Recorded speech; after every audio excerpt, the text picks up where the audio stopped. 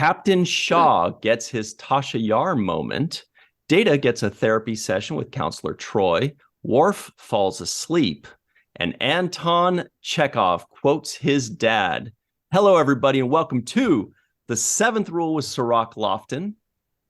Hello, hello. My name is Ryan T. Husk, and I am shocked that Terry Matalas and the entire team at Star Trek Picard had the nerve to give us one of the greatest episodes and seasons of Star Trek ever. Today, of course, we're doing a review of Star Trek Picard Season 3, Episode 10, the series finale, The Last Generation, written and directed by Terry Matalas. We have an extremely special guest today wearing his monster maroon from The Wrath of Khan. It is Walter Koenig. Hey, Walter. Hi, how you doing? Glad to be here. So good. Yeah. Well, let's talk about, let's just get into this. It's so good to have you, of course. And later on, you'll be hanging out with Captain Shaw himself, watching the episode with him, which is freaking amazing.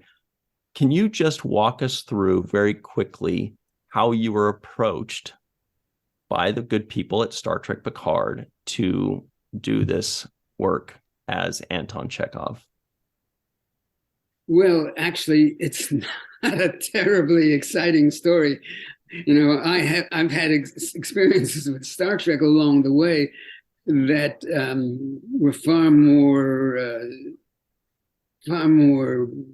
important and significant and well worth telling. I was walking my dog. I ran into Todd, and Todd said to me, this was like the second time I'd seen him. And he said, oh, by the way, I think our line producer is going to get in touch with you. And I said, really? What about? He says, well, they have something in mind for your character. And I was under the impression, for some reason, that it was going to be in the first episode of the new season and not in the last episode. Didn't make any difference to me. But initially, I didn't know that it wasn't even going to be a visual part, that it was just going to be a voiceover. But they did, in fact, call me. Jerry, is that his name? The line producer? Don't know, but I can check. Yeah. Well, in any case, Jerry. Yeah, okay, go with Jerry. They did call me, and it was a voiceover. And they said you could either come in or we can come to your house. So I said, come to my house. So they did, 3 or 4 people, cameraman and sound engineer and Jerry, I think. And we did it a couple of different ways. We did it with the Russian accent, and then we did it without a Russian accent. And the reason we did it without the Russian accent, as those of you, well, I'm sure everybody will have seen that episode when you guys air your podcast. But the reason why they tried it without the accent was because it wasn't Pavel Chekhov, it was Anton Chekhov, who was, whether it was Pavel's son or grandson, I don't know how the star dates work and where it was son. Paul. It was his son. One of the lines was, to quote my dad. Oh, really? Yeah. Okay. Thing that Chekhov said? Yeah, he said something to the effect of, to quote my father, or as my father said, hope is never lost. There are always possibilities. And so he was quoting Pavel Chekhov, of course, and you said it in the Russian accent. So it was like Chekhov's son was doing an impression of his dad in the Russian accent. Now, I know this was probably like a year or so ago. So it was a while ago. I don't want to spread false rumors. And I am 86 years old. I don't remember saying that line. I mean, it's possible. It's possible that they had somebody dub it. because I don't remember. Of course, it's about 3 months ago, but I'll have to see it to make sure that I actually said it. I love the delivery, by the way. What I heard, well, when you did say hope is never lost, I wrote that down as well in my notes. There are always possibilities. The delivery I thought was excellent because it felt inspirational. I felt like there was hope going forward as I was hearing your voice. So you delivered it on point. Mm-hmm. Well, I'll reserve the thank you until you watch it later today. Yeah. And you also said the part where you said nuclear vessels in this episode was so no. No, I didn't say it. No, I didn't. No. But I thought it was fitting though, because this really does feel like almost a bookend on Star Trek, the legacy part of Star Trek in some type of way. It feels like a swan song for legacy Star Trek, the original couple of series, your show and obviously Next Generation. And I'm glad that they celebrated and brought in original cast member to kind of give us a nice bookend on the story. But they didn't give you any extra kind of detail on how the significance of this appearance would be. It was kind of self-evident that I'm delivering a warning, and that's why I thought it would show in the beginning of the episode, and I thought the episode would be about how they deal with what I said. Right. Evidently, that's not the case. So, but I'm going to, as has already been said, I'm going to be seeing it for the first time tonight with Todd and his wife, and I'll know better how it fits in, I guess. You're gonna love it. Can you tell us? I actually want to know about how they do that. Do they come to your house and bring one of those boom mics and set it up, or set up is some it? little Well, they didn't walls need a around boom you? mic because it wasn't visual. Okay. They had the sound engineer, and they had, of course, the camera person. And I believe the sound engineer was a lady who's going to be present this evening when we watch it at Todd's. I think so. Oh, wow. Yeah. So, yeah, that's fun. What's nice is, I truly do try very hard not to live in the past. With all the personal appearances that we've all made over the years, it's hard to, totally absent that from your present life, because you're always running into people who are telling you that they've enjoyed Star Trek. But to be even in this very, very minor way, to be a part of the present in a viable sense, my voice was nice. I'm not going to gain any sleep over it. I'm not going to sleep better because of it. But it's nice to have been thought of and to be included, even in this, as I say, minimal way. Back in the day when they were shooting the last season of Next Generation, they tried to bring Chekhov into the show, into their one of the episodes. And I met with one of the writers, and we had lunch together, and neither of us could think of anything. There were two caveats. One was we couldn't use time travel, and it was something else that we couldn't do. So it was difficult trying to come up with something that would be fresh. So we didn't. And then I was called in, and I don't remember the progression of events, but I was called in to meet with the writers, and maybe we could kick some ideas around. And there was like 7 writers in the room. And the very curious thing is that I'll never know the answer to, and I'm revealing it here, I think for the first time, is that Exclusive. literally 30 seconds after we sat down, the phone rang. Somebody picked it up, blah, blah, blah, blah, blah, looked at the other writers, and they all left. They all left the room, never to come back. Now, wow. Weird. What does it mean? How do you interpret it? I have my suspicions, but I have nothing to justify them with. I mean, I have no foundation to operate from. So I'm not going to repeat it here. But the postscript is, I got an idea. It was too late, but I finally got an idea. I discovered that your Swedish Borg, what's his name? First contact. You mean Alice Krieger, the Borg Queen? No. Strike that. No Borg.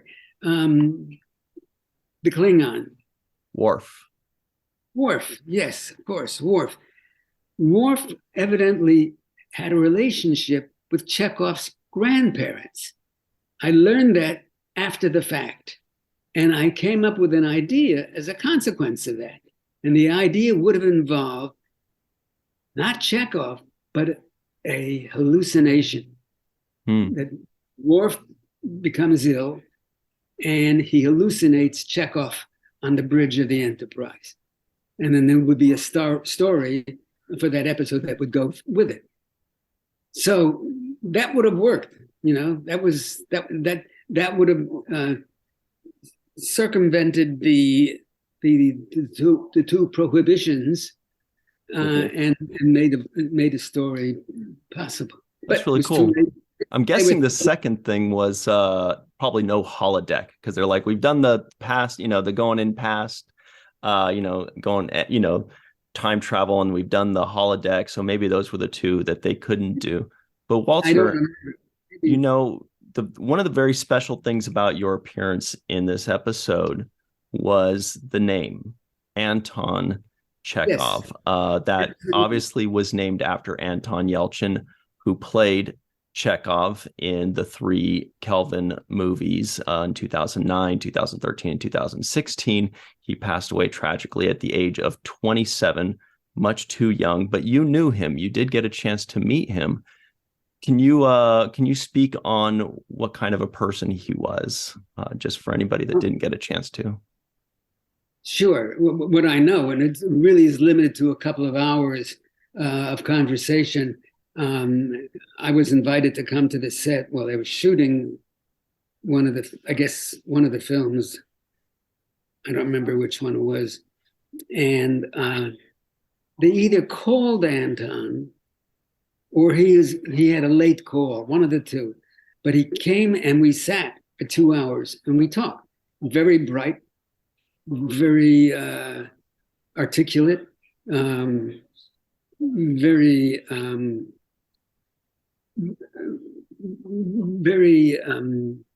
not polite isn't the word, but very generous in the conversation. So I responded, I related to him very, very well. Very and extremely talented. I mean, at his age, he had already done 60 different appearances on film, and with Sir Anthony Hopkins, what? Yeah, I mean that in itself is a career. As far as yeah, he's a legend. Yeah, so so when the movie came out, we did have an interesting moment. When the movie came out and we were invited to come see it, the initial screening at the theater in Hollywood. After it was over, there was a party in a parking lot several blocks away, and we drove over there. And all the actors from the film had a coterie of fans, all surrounding them. And I looked over, and there's Anton with a big group, sizable group of people listening to his every word. And he saw past them. He saw me walking by past them, and he yelled out, Walter, I've got my own Chekhov doll. Which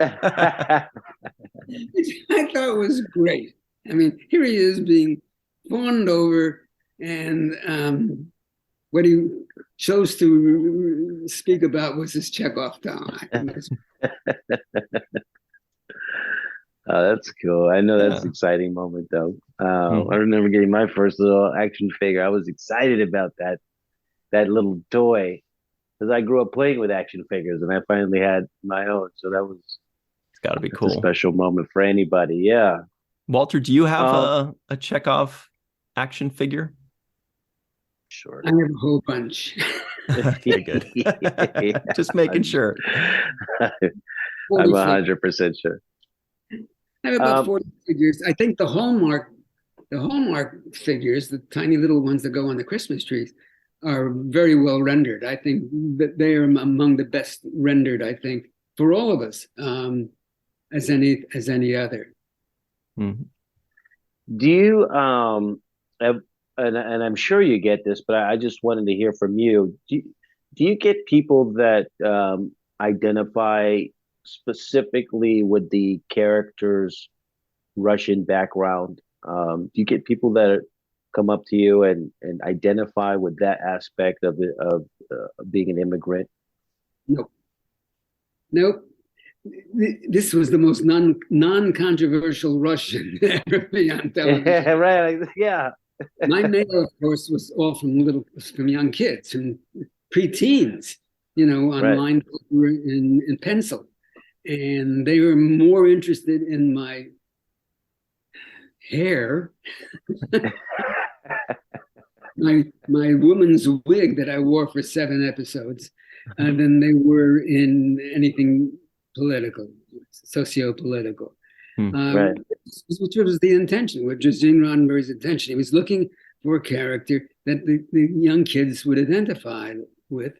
And I saw the memo to the staff saying, somebody like the young actor they have on the Monkees.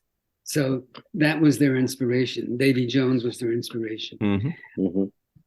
So my mail was, I don't know, 90, I suppose 90% or more, because I read it all for a while until I discovered that there just wasn't enough time during the day to continue that process. Yeah, but it was mostly from kids. Okay. Oh, wow. Well, Walter, this has been really cool, and we really appreciate you taking the time away from your busy schedule. Everybody saying, Walter, come watch it at my house. No, Walter, come watch it at my house. Everybody fighting over that. But we really appreciate you jumping in. I know that we all were very, very, very excited to hear your voice and to hear the name Anton Chekhov and to hear you, even if you don't remember it, hearing you quote yourself.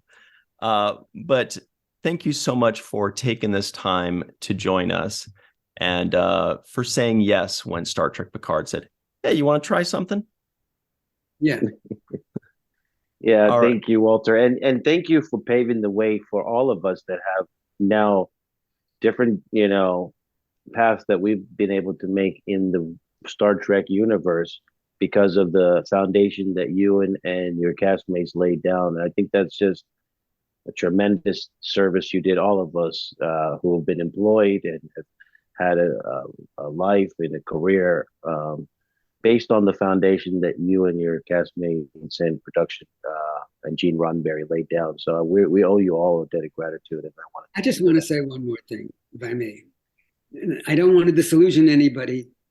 I've heard those kind of comments. I've been to I made many personal appearances, and people are always lavish in their approbation, and I am grateful for it.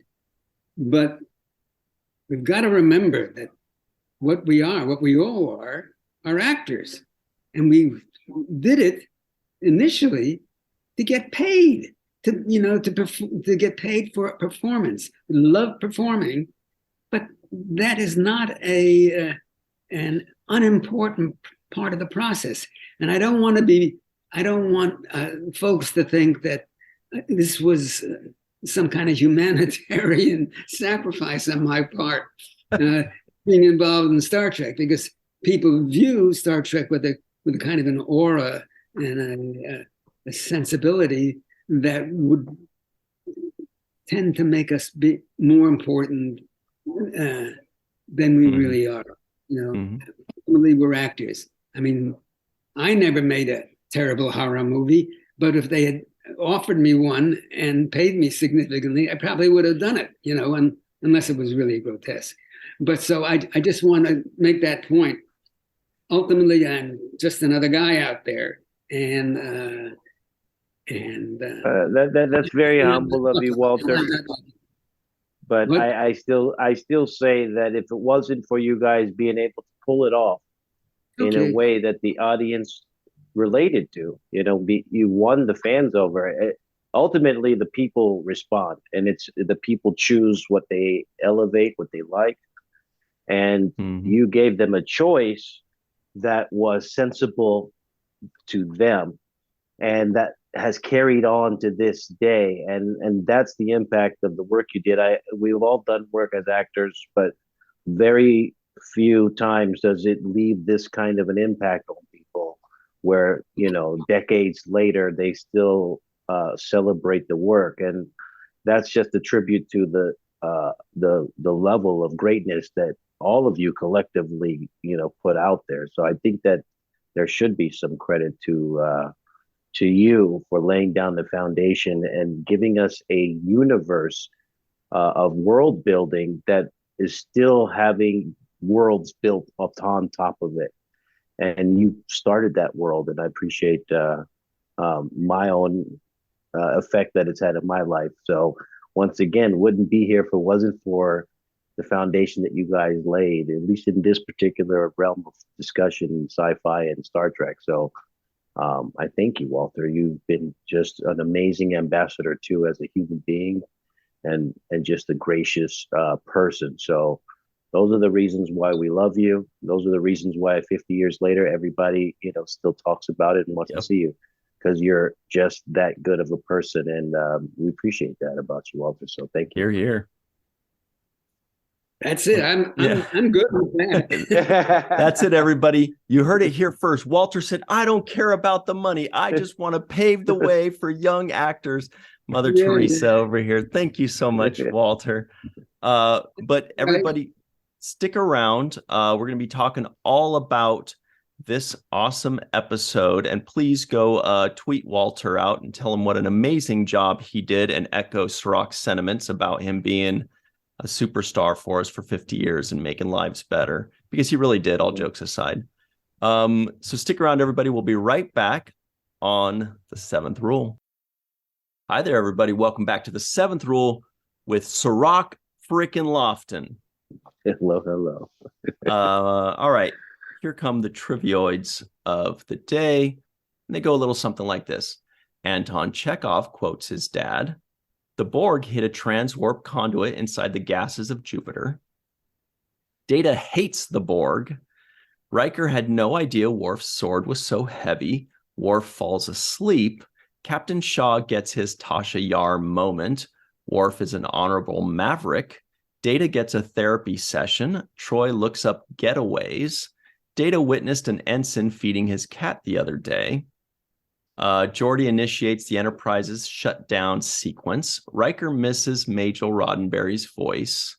The Titan is now the USS Enterprise NCC 1701G. Jack speaks 13 alien languages. And of course, Lieutenant J's legacy lives on. If you look in the credits, the end credits, there was a character named J, spelled J-A-E.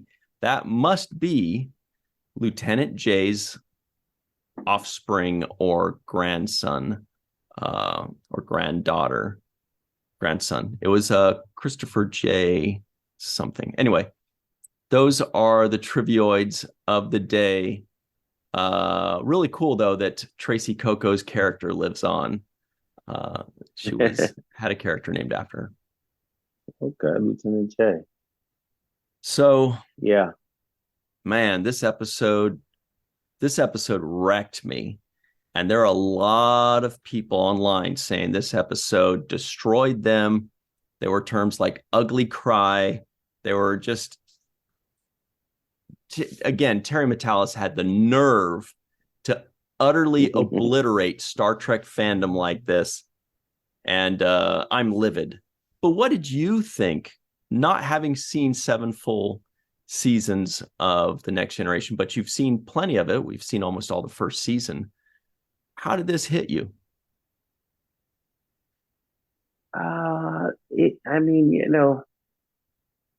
It was the bow that I was looking for on this season. It was kind of like, I figured it was going to get all wrapped up into a nice little bow.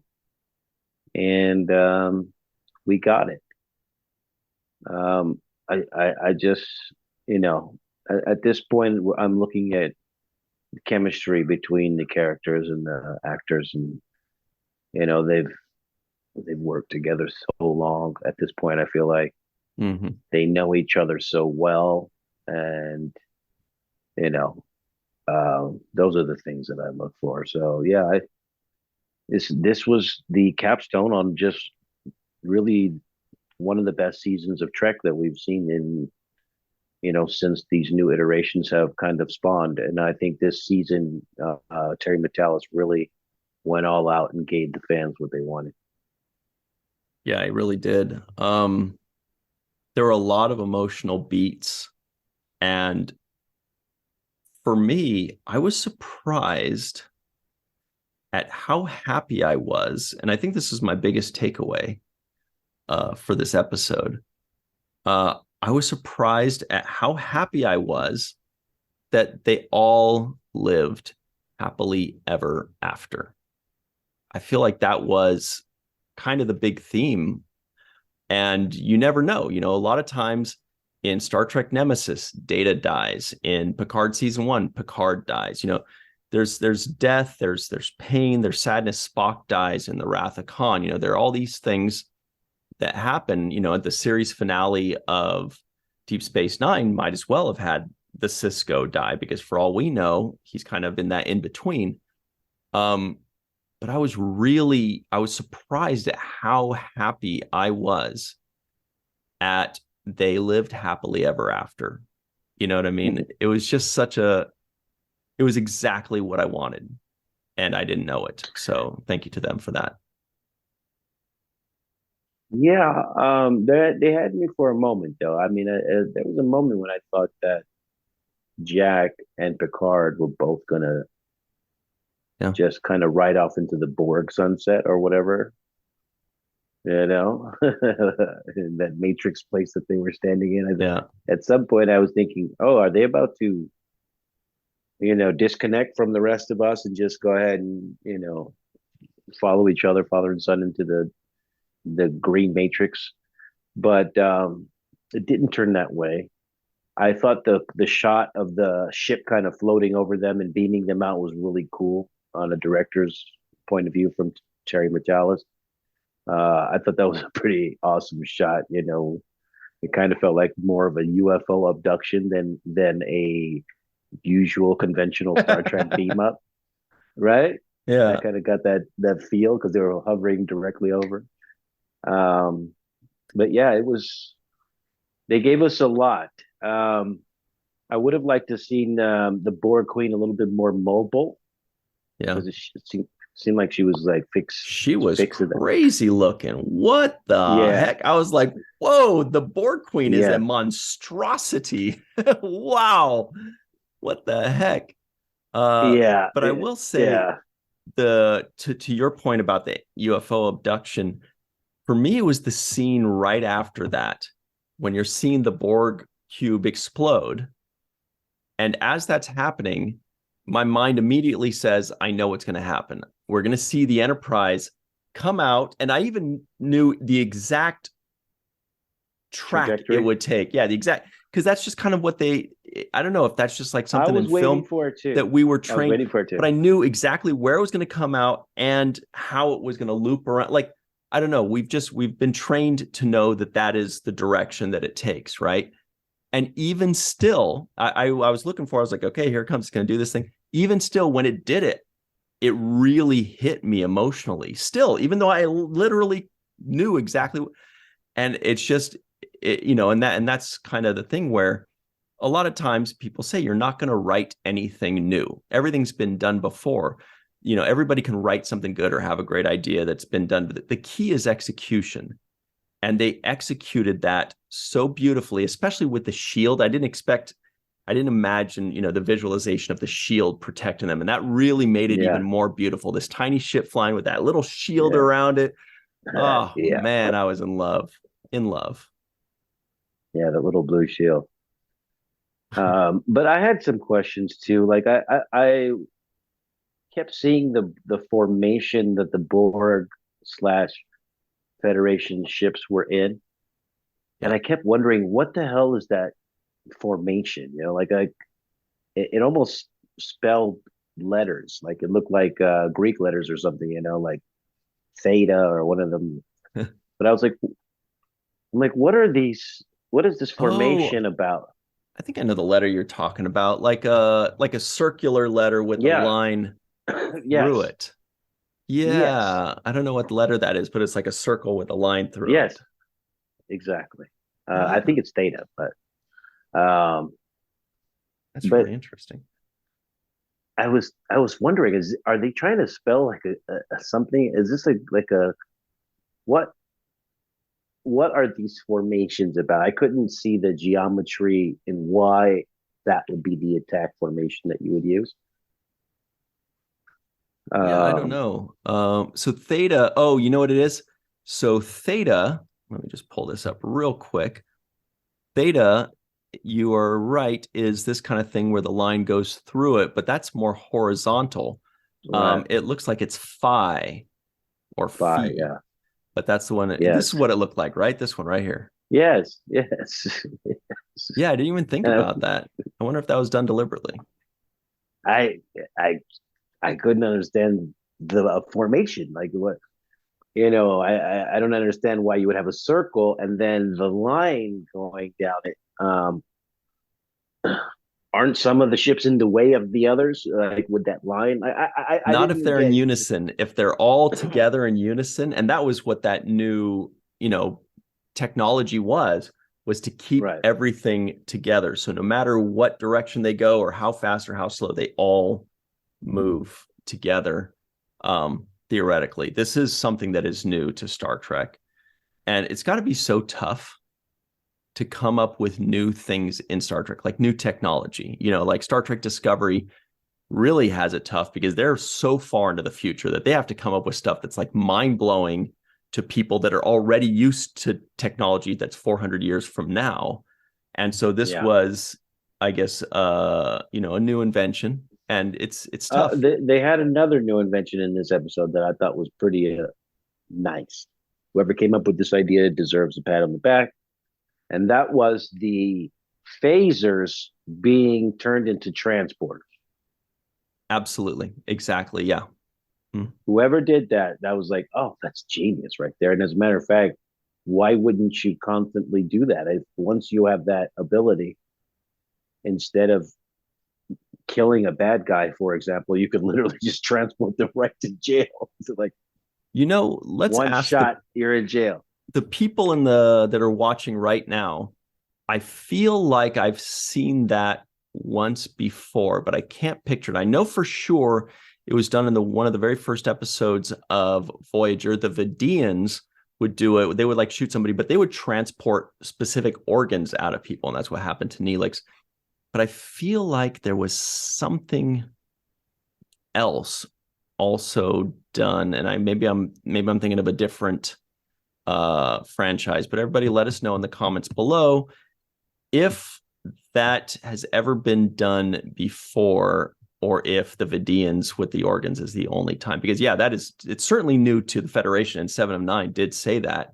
She said, we've successfully invented, the phaser beam me up or whatever it was. I liked it. That was cool. I didn't know they used it before, but at first time I'd seen it. So it was only similar. It wasn't like that. Yeah. The other thing that was kind of new, another little advance, let's say, in what we're used to seeing, was the Klingon bat lift that had a secret compartment where you can pop out the phase little pistol, right? And Cirroc was like, what a waste of a secret compartment. Am I right? I mean, it's only 420. It's 420. You're right. Actually, my brother actually texted me a picture of him. He said, happy 420 from the nation's capital. He's in DC. I'm like, what are you doing at DC on 420? I don't know. I need to follow up. I'm like, what's going on over there? I don't know. Anyway, but yeah, there were just so many good moments, and I mean, good thing the Borg decided to hide in the gases of Jupiter as opposed to Uranus. I wonder. I think you're onto something. I think the writers' room must have made that joke at some point where they're like, are we sure we don't want to hide it in Uranus? I'll bet you you're right that joke was made more than once in the writers' room of Star Trek Picard. And if anybody in that writers' room, Terry or anybody, Sean Tretta, are listening or watching, fess up. Let us know in the comments. You don't have to say I couldn't help it. I had to go there. It was too easy for me. I was like, oh, the gases, huh? Worf also had one of the great lines in this episode. I will make it a threesome. Yeah. And then Riker goes, do you even hear yourself? Well, Worf had some of the best moments when at the end, when Geordi and Data, they exchanged little pats on the shoulder. So fucking cute. And then Worf goes and he sits down next to Geordi and he like crashes down, like he holds Geordi's hand and Geordi helps him down and he just collapses into it like an old man. Oh my God. And then he falls asleep. And I'm like, if this show gets any freaking sweeter, I'm going to get a cavity. Because this thing, I've never seen an episode that was cuter than this. And I even thought, like, they just beat the bad guys and there's 20 minutes left or 25 minutes left. What are we missing? Is there another big bad? Is there another reveal? And all it was 20 minutes of all the stuff that we've always wanted but didn't realize we wanted. I was more than happy to spend 20 minutes about happily ever after stuff. Worf being cute, Data and Geordi having their moments, Poker mentioning Guinan. I mean, I am here for. I could have watched that for 2 hours. I could have had a 2-hour finale of just happy moments between those old gray people. Loved it. Yeah, we saw Crusher get promoted to like admiral or something, right? Yeah, right. And head of Starfleet Medical. Yeah, that was cool. I really liked Data when he was like, my gut, like I trust, it's my gut, trust me. That whole scene between him and Geordi, I thought was really fun. Tuvok, Tim Russ, he made another cameo and came back for a second appearance in this show, and I loved him in this one because we actually saw the real Tuvok, and when he says request denied or whatever, I enjoyed his delivery. I thought that scene with him in 7 and 9 was excellent. Amazing to see him back. Yeah.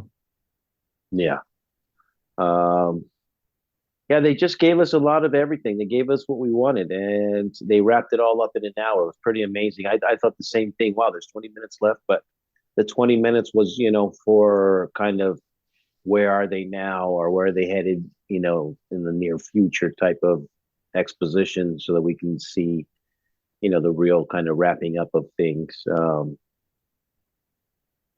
I loved how Riker said,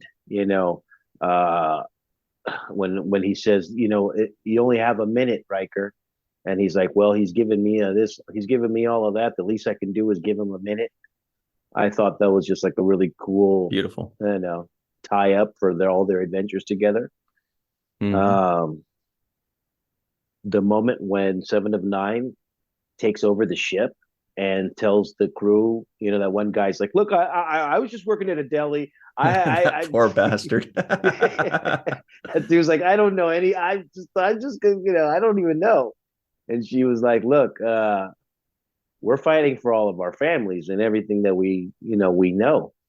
And there's really no choices here. And I thought when she said, we're all that's left of Starfleet, I was like, oh, that was a really kind of big moment for me too, as well.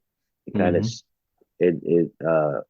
restated the impact and the gravity of the moment that we were watching. And then just the cool moments, a lot of ship porn, watching the ship, the 1701G, another moment where it's just like, just a little bit of ship porn in there. They threw that in there. But yeah, I was, there was just too many good things. Beverly, turns out she should be firing all the photons. She missed her calling.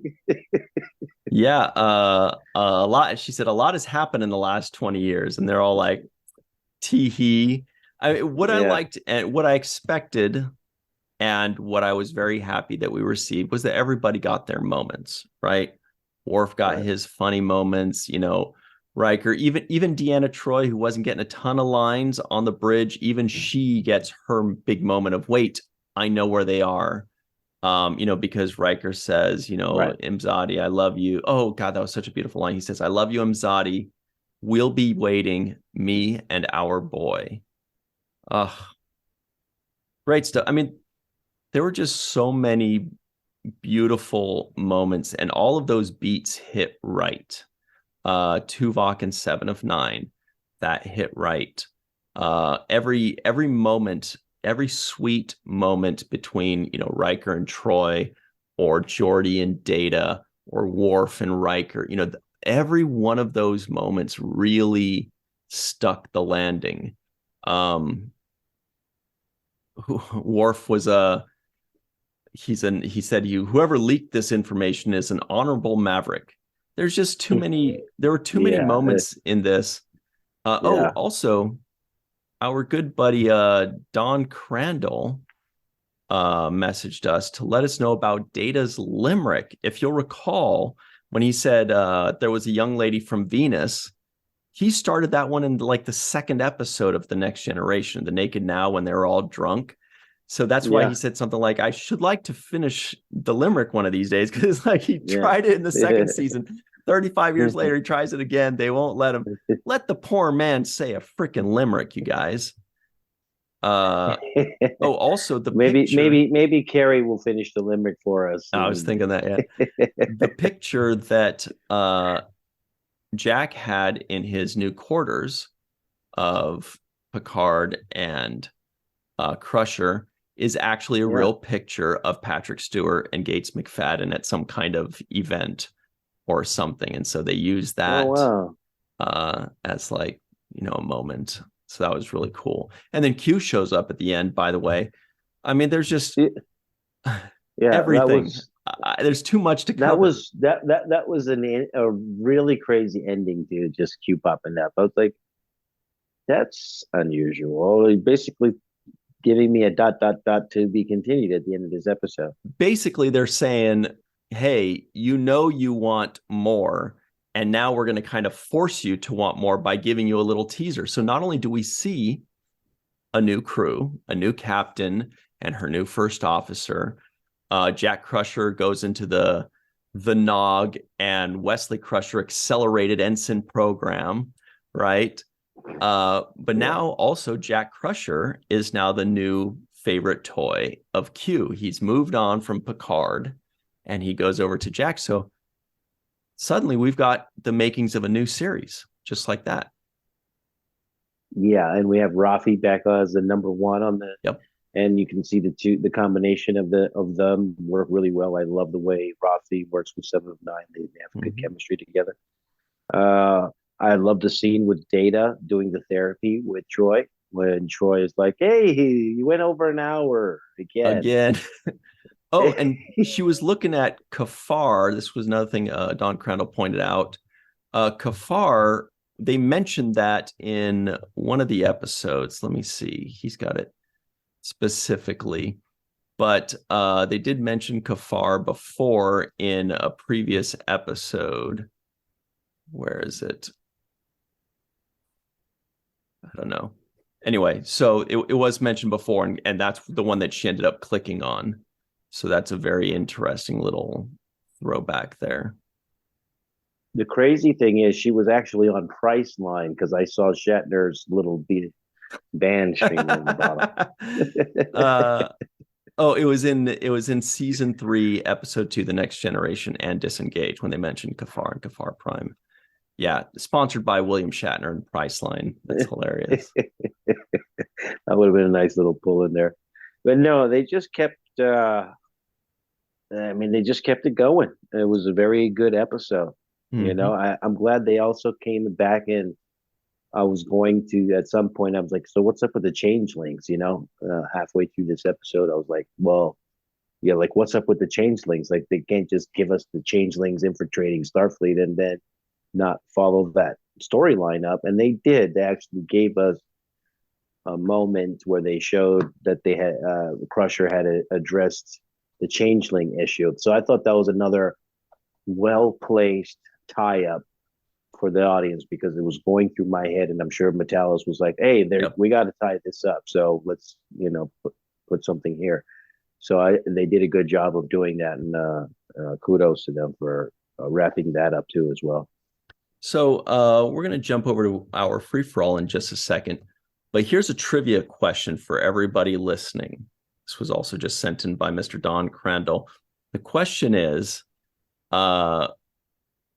Walter Koenig is now the third person to both play a character and the offspring of that character.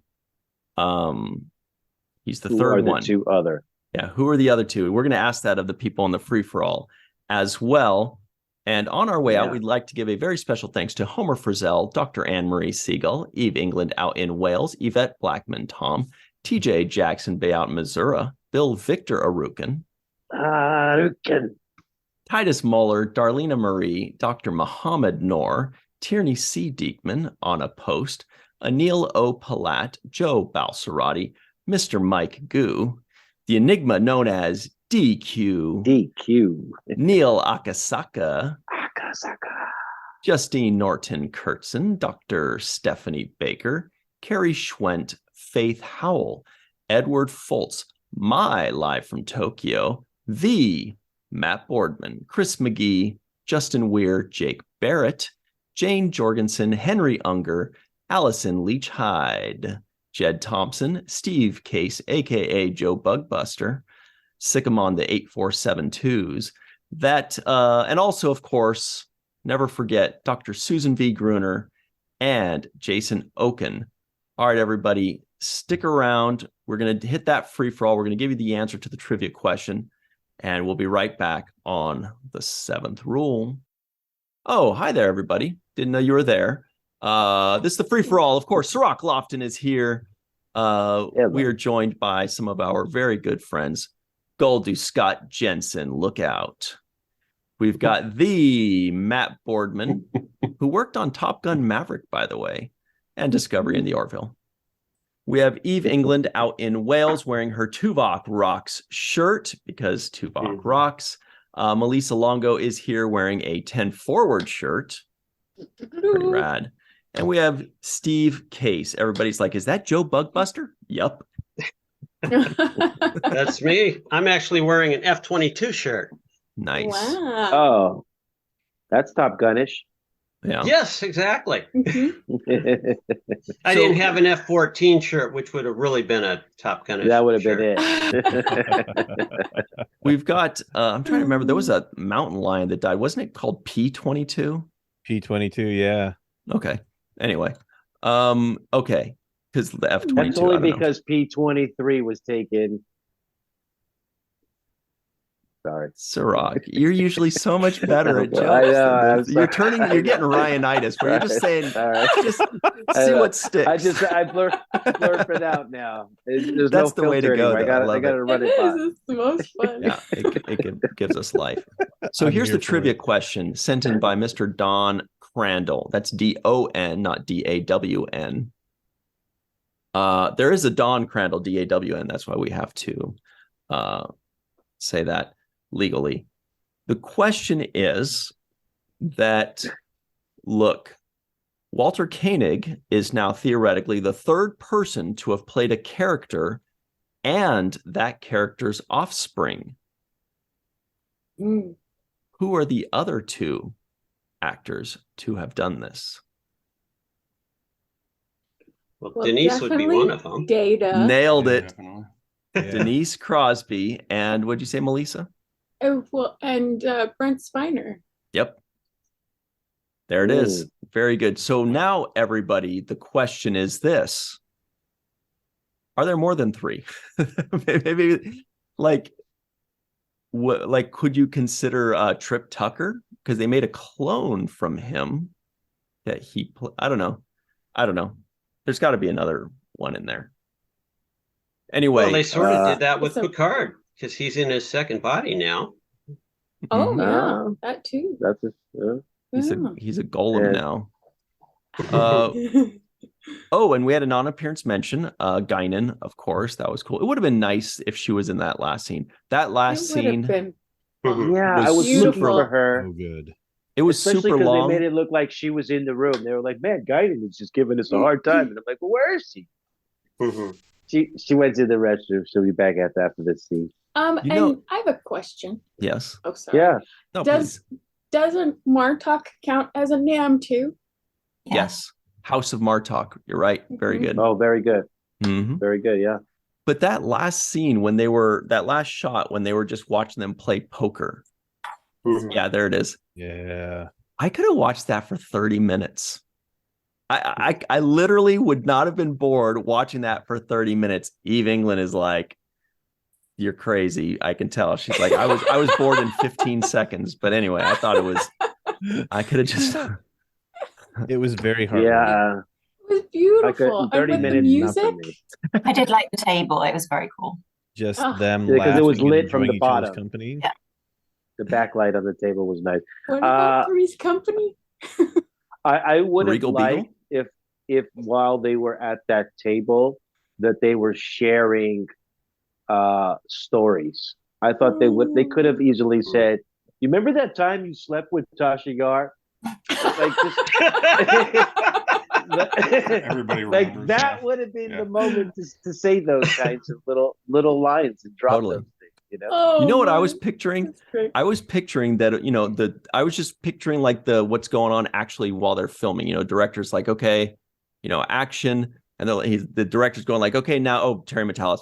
Now, okay, now you're talking, you're having fun. Now pass a few cards, because they probably just did the rest in like ADR or the looping. And, they're going like this. And I was picturing Brent Spiner going like, okay, how many more cards do I need to deal out? What are we still doing? Yeah, keep going. Laughing. Okay, now, Deanna, you're laughing at something. Oh, and this is going on. And you just know that one or two of them is being a wind-up merchant and like creating some, just saying whatever. And I think it was Brent Spiner. That's what I was picturing. Oh. Well, anyway, Melissa, I was what do you wondering think? whether they were really playing. Yeah, I was thinking that it was a long scene to be pretending to play something. I thought Yes. they must have been playing, or I don't know. Mhm. Yeah, it had to be without sound, is my guess. Melissa, what do you think of this episode? Did you like it? Were you bored? What's the story? No, I was so moved by this episode, particularly for scenes like this one. That was my favorite scene in the entire series, because the music coupled with the imagery was just beautiful, and it took me back to the Next Generation, and there was just such richness in that moment. And even when Worf is like, I fold. He's like, I fold. Okay. Okay. Jordy's response was priceless. And so that's my favorite moment of the entire series. My favorite moment probably on television ever is Snoring Worf. Yes. Brilliant. Just so beautiful. And Worf's line, threesome. I'll make it a threesome. I will make it a threesome. And Riker says, do you even hear yourself? It was just wonderful. And I love the banter between the TNG crew.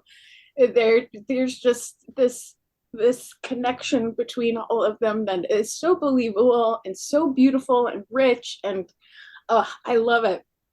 And the moment between Picard and Jack when they're in the Borg, whatever, ether, I really loved that too. It was very moving for me. But I like that they set up the ending for possible spin-offs for the now Enterprise, which was great. That was a great moment too, when they revealed the Enterprise G, so there, and the visuals and the music, yeah, all around great finale. I did have a few nitpicks, well, maybe just one really, but overall it was really good. Oh, I thought you were going to say what was your nitpick? Yeah. That they never followed up on Laris. That they just discarded her after episode 1, and I really like that character, so I would like to have known what happened with her, and not just have her be swept under the rug. That was my biggest qualm. I literally again just pictured Worf sleeping. That is never not going to be funny. It's the cutest freaking thing I've ever seen in my life. Oh, and when he said swords are fun, when he had a phaser all along. And he just plops into his chair. Well, the second cutest thing I've ever seen in my life, you know him, you hate him, Goldie Scott Jensen. I was hoping that was how you were introducing me, Brian. I was really the biggest Devils fan ever. That's it. That's it. Even after that last game. This episode was way better than the last Devils game. Very, very much way better. I love that everybody had an important part to play.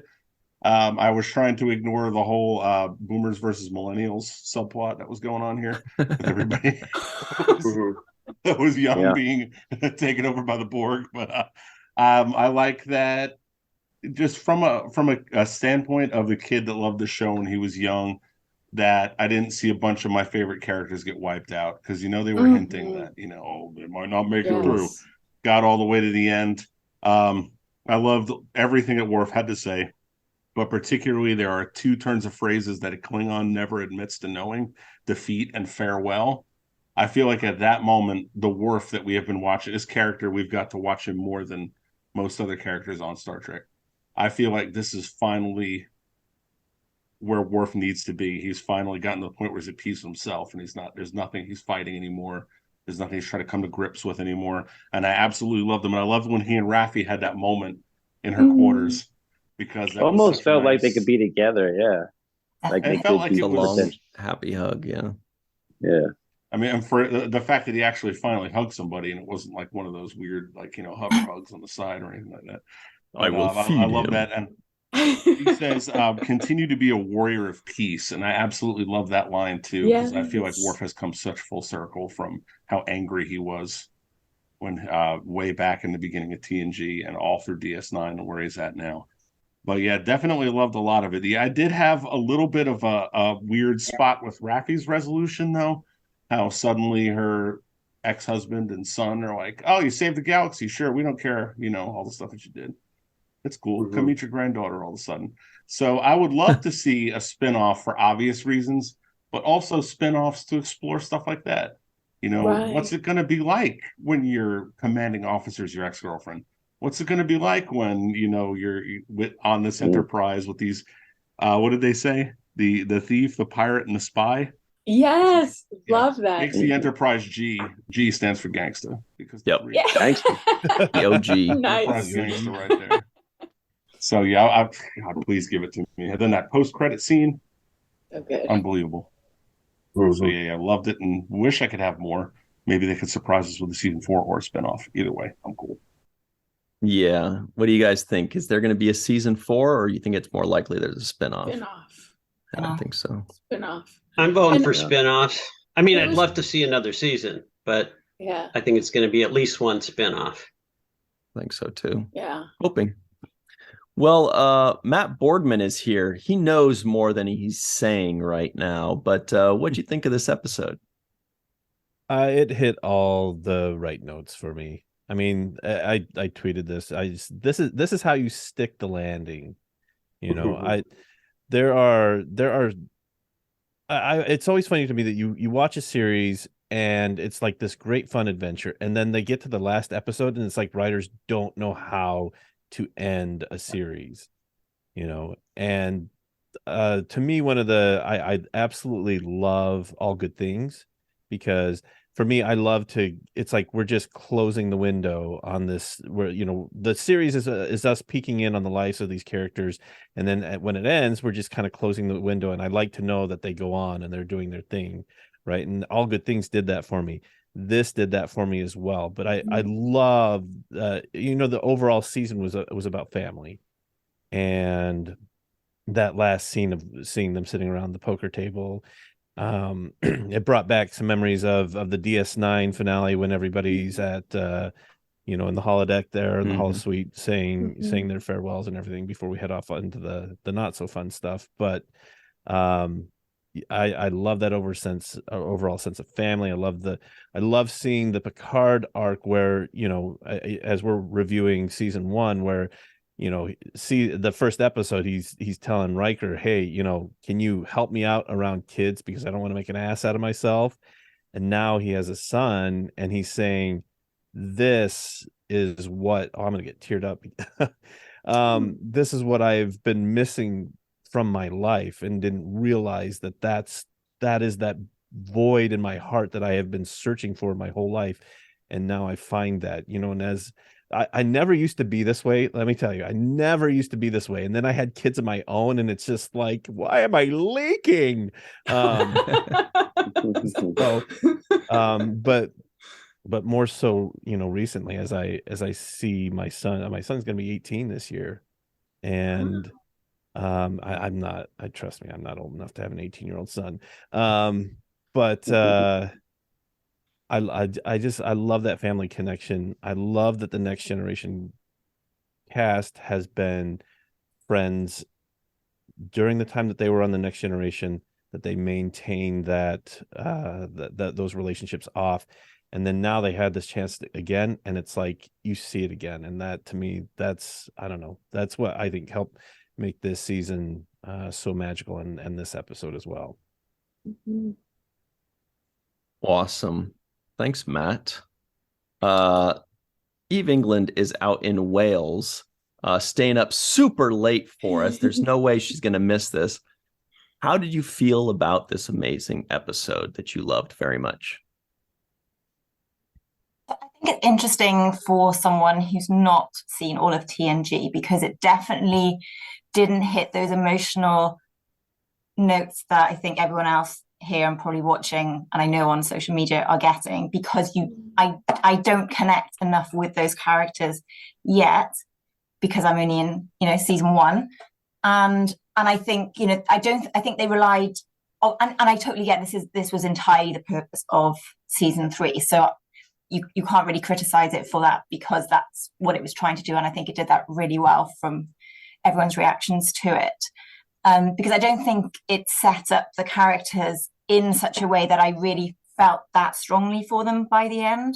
Whereas I think if you've had 7 seasons and all the movies and all of that stuff, then, you know, it would hit totally different. So I think I'll need to park it and watch it again after TNG, because I think you really do need to see it in that context.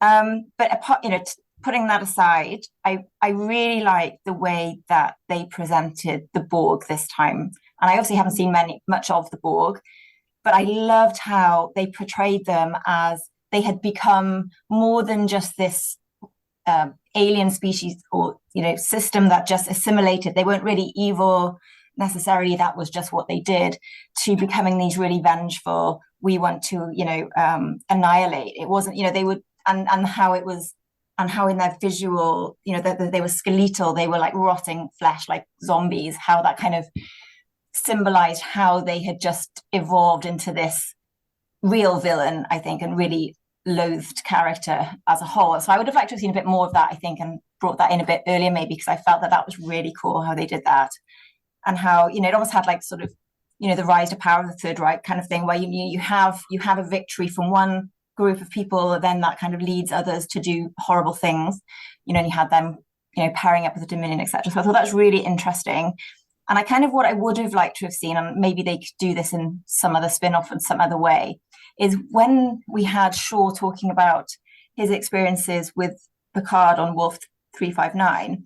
I mean, I just thought at the end it was a slightly too positive on the side of, you know, Jack and all of those people, because I thought surely it's going to be super traumatic for some of those crew members to have somebody who's literally just tried to annihilate the whole human race and the whole Federation, and for him to just be there. I just thought, actually, you're going to have some consequences to that, in the same way that presumably Picard had that impact on people who were involved, you know, when he was Locutus in the first place. So I thought that was something that would be a really interesting thing for them to explore, maybe in a short or something else, because I thought they kind of set that up with the Shaw character, and then they didn't really address that in the lot. But I can see why, because again, it was supposed to be, you know, a bit more positive. But I thought that was really cool. I loved the fact that they used the Battlestar Galactica kind of old tech trope. That's really cool.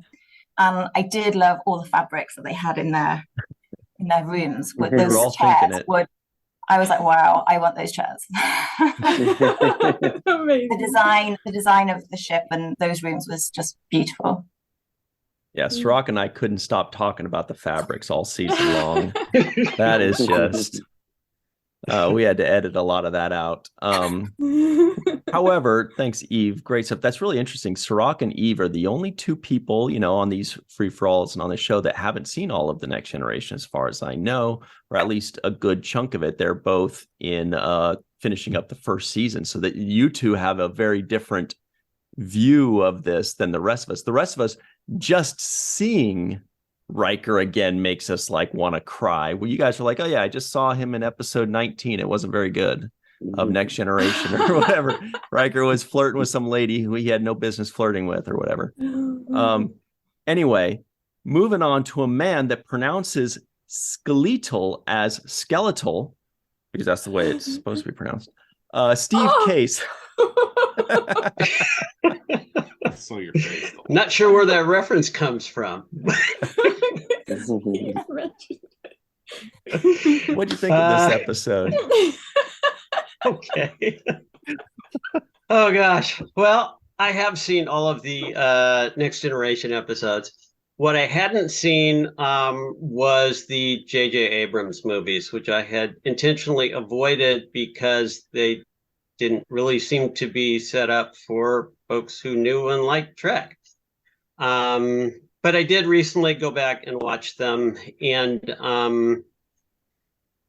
it kind of confirmed why I hadn't wanted to see him in the first place. A complete regard for fun and no regard at all for canon or for physics, for that matter.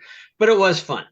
And this finale still stayed true to canon, but it was also a lot of fun too. So there was some heavy suspension of disbelief going on, like, this makes no sense, or they would not have really done that. But who the heck cares? This is the finale. And I was sitting in an IMAX theater watching this whole thing like a movie. So I was delighted by that whole experience. And so I loved it all.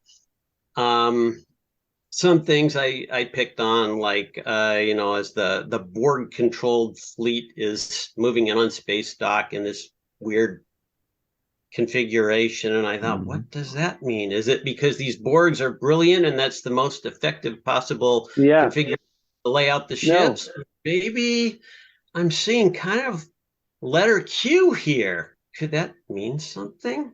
I don't know. Interesting. Yeah. There were a lot of great scenes, though, a lot of great lines. The bit about the Borgified Q, the Borgified crew, sorry, beamed off the Titan's bridge. That was gorgeous. Apparently we are the cavalry. That was a great line. And one that I especially liked, that was probably an Easter egg. Yeah, that's it. I thought this doesn't seem to make any sense at all as far as a firing configuration. But yeah, one of the lines from someone who wasn't really normally on the bridge, he said, "I'm just a cook." Mhm. And I remembered that line actually from movie Under Siege. You might remember that with Steven Seagal, Yeah. where it was the cook. And he, of course, did amazing things to defend his ship. So, yeah. And like Neelix, and- when he was always saving the day, he's like, I'm just a cook. Yeah. Worf had so many great lines. There was so much uncharacteristic comedy in all this. And again, it didn't matter. This was just for fun. And then the teasers at the end, of course. We're already talking about Q now, I guess. Everyone who is watching this hopefully has already seen the episode. And it's obvious that Q is going to be involved in whatever comes next. And it's obviously that Seven is going to be involved in whatever comes next. And Jack is going to be part of that. I did keep wondering through the season, actually, if we might eventually see Denise, because she was basically the only one who didn't come back. We did get that little cameo of her, that little statuette that Data had while he was being consumed. And we even had Magil as the D's voice, which was a nice touch. So it was a great reunion pick, and I thought it was a lot of fun.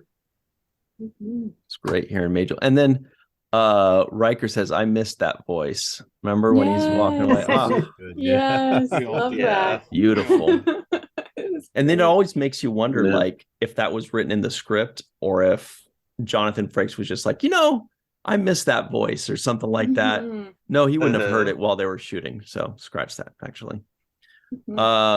Cirroc, any final thoughts on this episode, this season, this series, and that formation of ships that you and Steve agree on? I did talk about that formation too, Steve. I thought that's the same thing. I'm like, this is not a tactical formation, and I don't see what advantage you get by forming in this way. You could surround the base. You could take different angles, but they're all seen in this weird geometric kind of looking like alphabets to me. I thought the same thing. But I was looking at this season. This season, by the way, has been fantastic. Really fun to watch. The pace, the stories, the scripts, everything has been really done well, and as well as the actors coming in and bringing us the reunion. I love all of that. But one thing I will say is that, from my perspective of only having seen, halfway through the first season, and now jumping to essentially the bookend of this Picard journey and the Enterprise journey, I'm looking at Picard early on being a really grumpy, kind of disgruntled, sometimes short-tempered person who's very bad around kids. And that's how he starts off in the first season. He's just not good with kids, and he's short with people, sometimes almost like, rude to some degree. And the older Picard is not those things. I see his temperament has changed. He doesn't have the same kind of short fuse. He doesn't snap at people the same way. And he's more kind of emotionally connected to things. I feel like he has feelings actually at this point, where I didn't see his feelings early on. It was so practical, a matter of fact. We have to do this, and number one, but now it's more he was looking at Jack in a way like, man, like, that's my son. And there was an emotional thing where you could see him processing it. And I don't know if that was done with the intention of fixing the flaw of Picard's character, which is that he's bad with kids, right? And he wasn't really a family person per se. So in some way, I feel like they were trying to address those Picard flaws in this third season.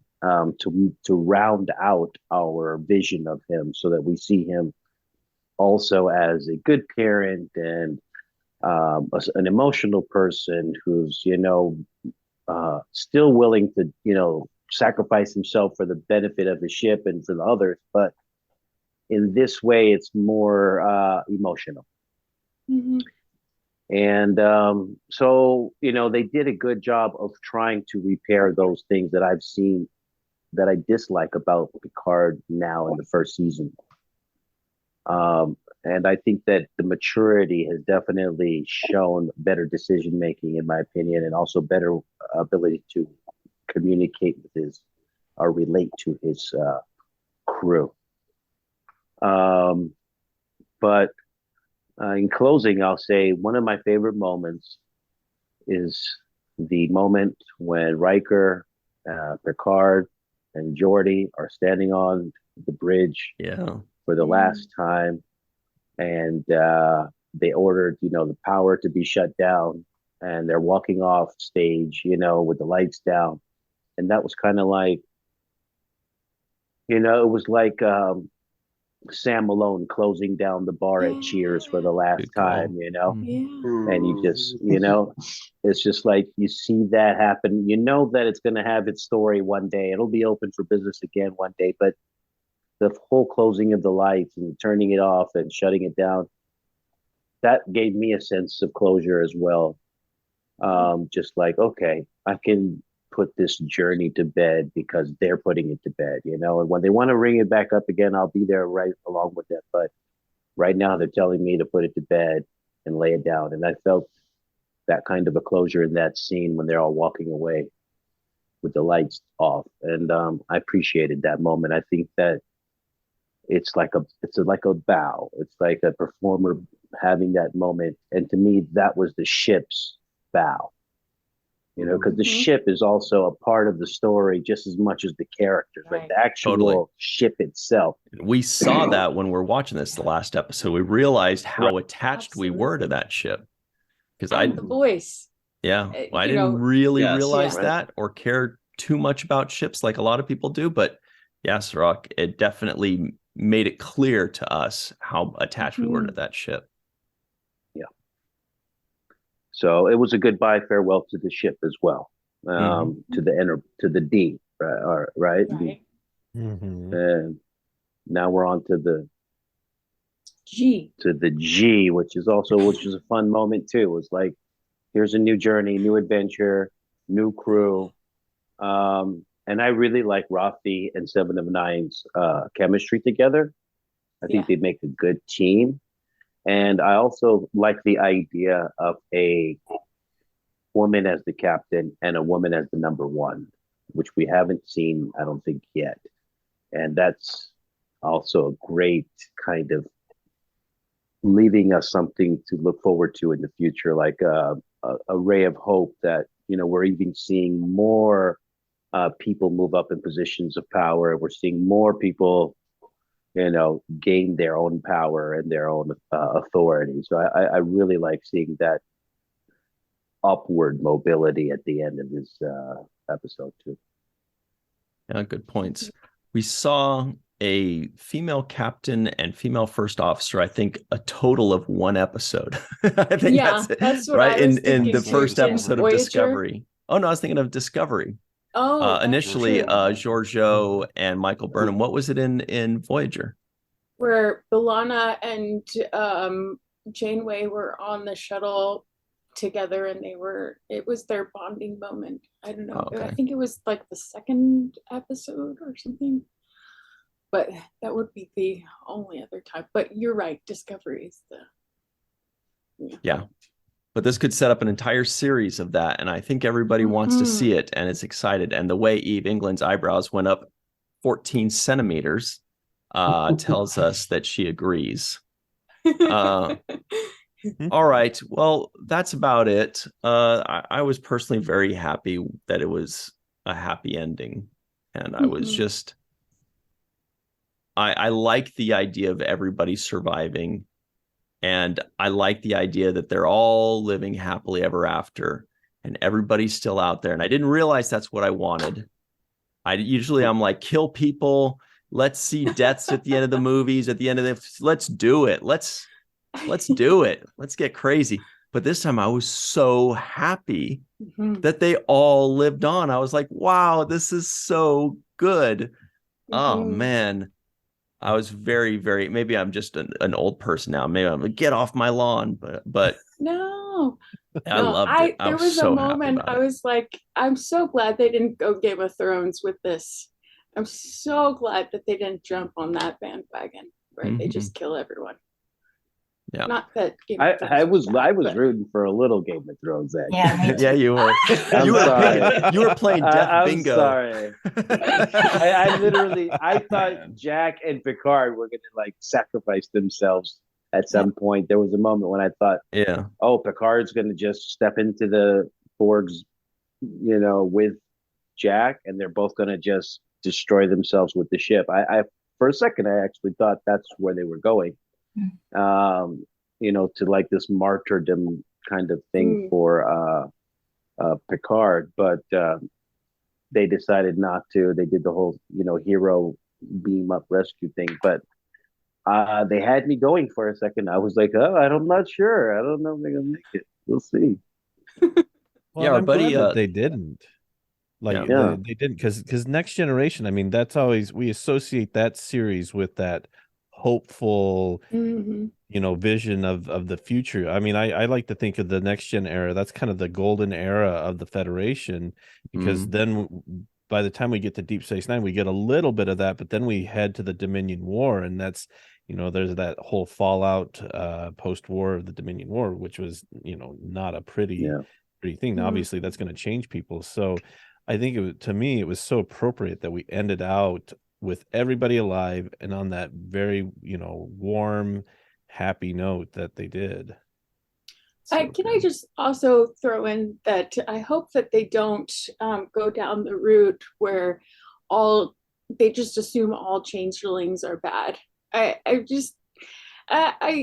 fuck the changelings. No, because Ryan's a changeling. It's what a weird flex. When that scene where they were scanning people and then they captured the changeling, and I'm just like, really? So you're profiling this species because of a small group of people who are, you mean when they captured the changelings that had infiltrated and were spying on the Federation?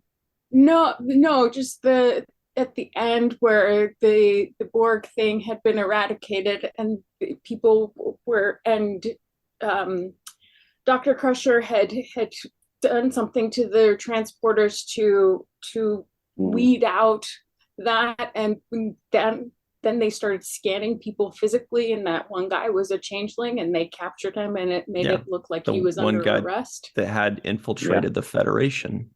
Well, and was yes, spying on them.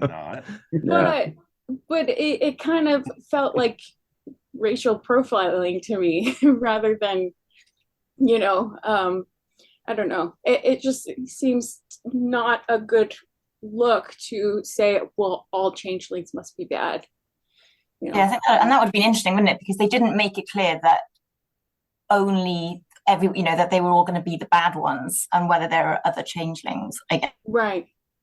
From previously, if the Federation has done bad things, so you never know. Odo was a good changeling. Exactly, and he's in the Great Link. So is Loss.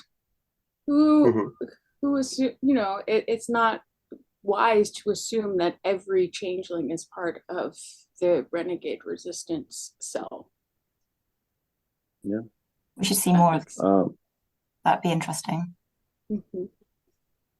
All right, everybody. Well, I guess that's about it for us. I was thinking the Federation, if they should study the changeling so that they could figure out how to use that changing technology that they have, whatever that is, to be able to use that towards their ships. So that would be cool to see if an Enterprise turned into a Klingon bird of prey using changeling technology.